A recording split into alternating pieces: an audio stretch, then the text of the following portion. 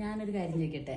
നമ്മളുടെ വീട്ടിൽ പെൺമക്കളുള്ള അമ്മമാർ പറയുന്ന കുറച്ച് ഡയലോഗുകളെ കുറിച്ചാണ് എനിക്ക് പറയാനുള്ളത്.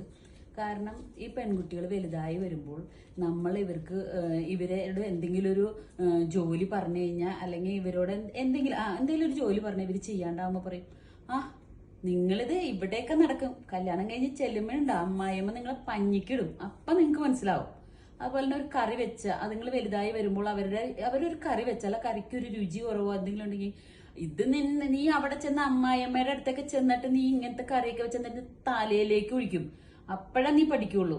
അതുപോലെ തന്നെ അടിച്ചു വരുമ്പോൾ ചിലപ്പോൾ എന്തെങ്കിലും ഒന്നും കണ്ടില്ല എന്നിരിക്കും, അപ്പൊ എടി അരിവും മൂലയൊക്കെ ചേർത്ത് അടിച്ചു വാരി ഇതൊക്കെ നിന്റെ തലയിലേക്ക് അടിച്ചു വാരി അമ്മായിയമ്മ ഇടും.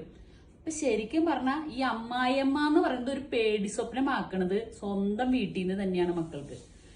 ഇങ്ങനെയല്ല മക്കളെ വളർത്തേണ്ടത്. മക്കൾക്ക് നമ്മൾ ഇങ്ങനെ പറഞ്ഞു കൊടുക്കാണ്ട്, ഇനിയുള്ള അമ്മമാരാണെങ്കിൽ പോലും ഇങ്ങനെയൊന്നും പറഞ്ഞു കൊടുത്ത് മക്കളെ വളർത്തരുത്.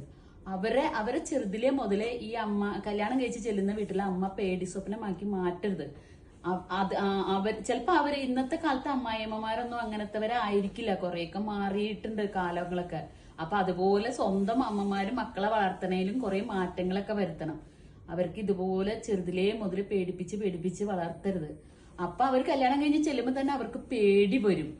ആ ഒരു മാറ്റം നമ്മളുടെ വീടുകളിൽ നിന്ന് തന്നെ തുടങ്ങണം. നിങ്ങളുടെ അഭിപ്രായം എന്താ? കമന്റ് ചെയ്യണം കേട്ടോ.